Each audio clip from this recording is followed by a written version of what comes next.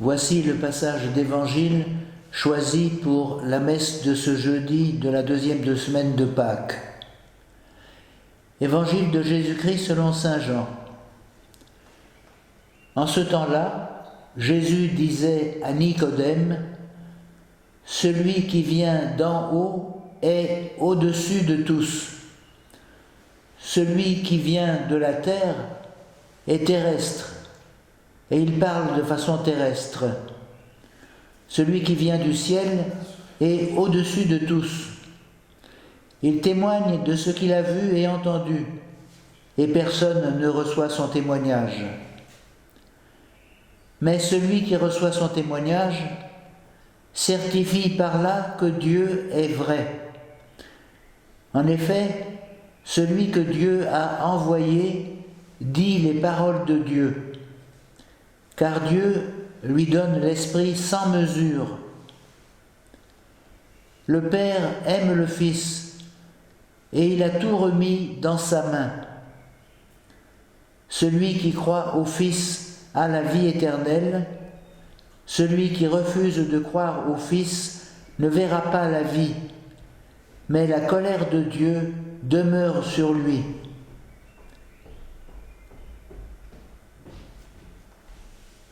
Chers amis, je commencerai d'abord par dire un mot sur la manière dont s'exprime l'Évangile selon saint Jean en certains de ses passages. C'est une impression personnelle qui se veut suggestive. Il a dû vous arriver, une fois ou l'autre, d'aller au cinéma. Et là, quand une image se fond progressivement à une autre, on parle de fondu enchaîné. Il me semble qu'il y a quelque chose comme ça dans l'Évangile selon saint Jean, pour mettre en lumière la réflexion intérieure qui peut être celle de Jésus, ou pour aider le lecteur à comprendre le sens de ce qui se passe dans la relation qui se joue entre Jésus et ses auditeurs, entre Jésus et nous, ou même à l'intérieur de la vie intime de Dieu, entre les trois personnes de la Sainte Trinité.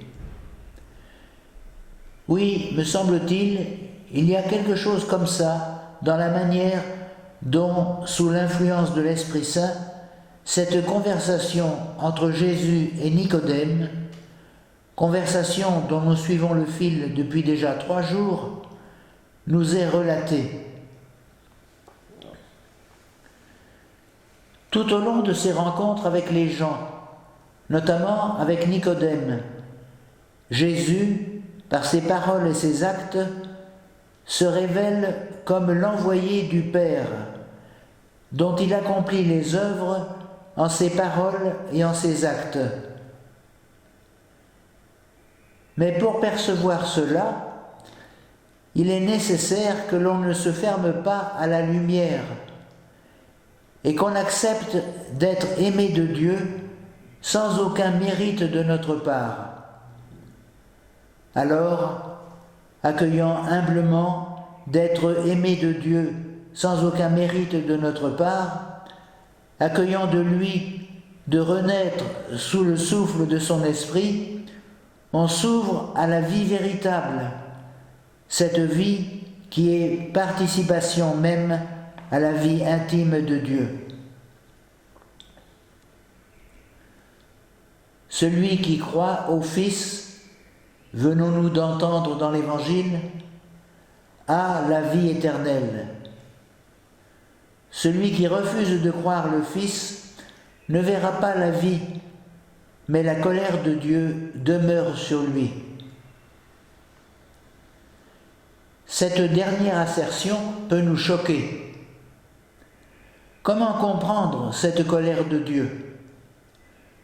Ce n'est certes pas une vengeance de la part de Dieu, mais c'est en nous le désordre qu'introduit un refus volontaire et fort de ce à quoi nous sommes appelés et qui permettrait, cela seul, à notre être de s'épanouir en ce pourquoi il est fait, accueillir l'amour que Dieu nous porte et y répondre en aimant les autres avec lui.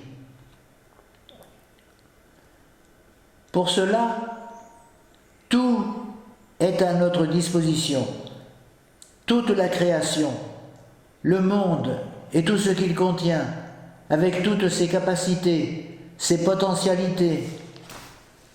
Tout nous est vraiment donné, mais c'est pour que nous nous en usions, autant que cela nous permet, une réponse d'amour à l'amour qui nous est offert en la personne du Christ mort et ressuscité pour nous.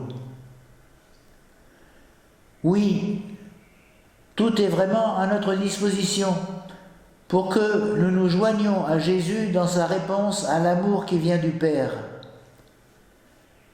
Faire cela, c'est trouver la vie, et c'est être en accord profond avec le dynamisme que propose et insuffle en nous l'Esprit de Dieu. C'est trouver l'épanouissement profond de nous-mêmes, la joie véritable, la paix.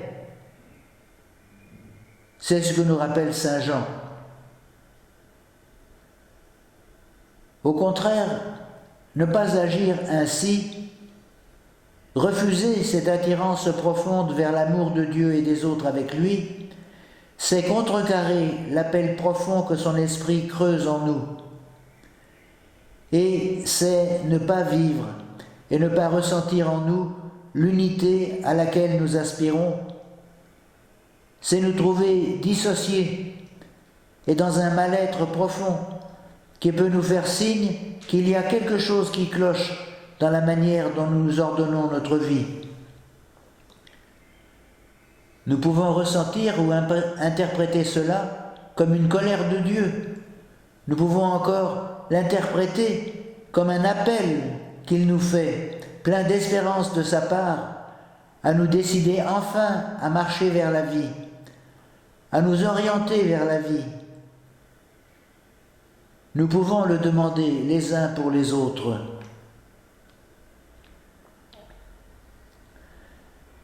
Alors, pour prendre un temps d'écoute personnelle de cet évangile d'aujourd'hui, après m'être mis en présence de Dieu et dans un lieu et une position qui facilite la prière, je peux réécouter les paroles.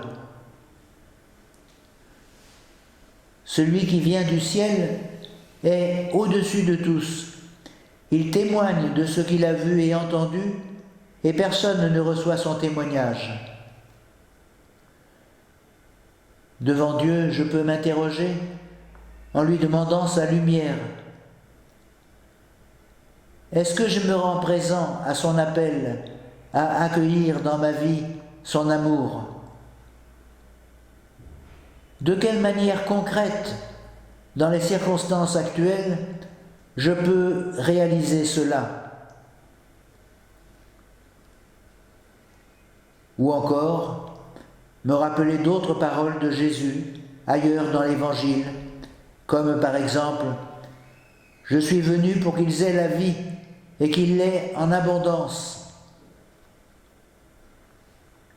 Comment puis-je accueillir ce désir du Christ pour moi, pour les autres?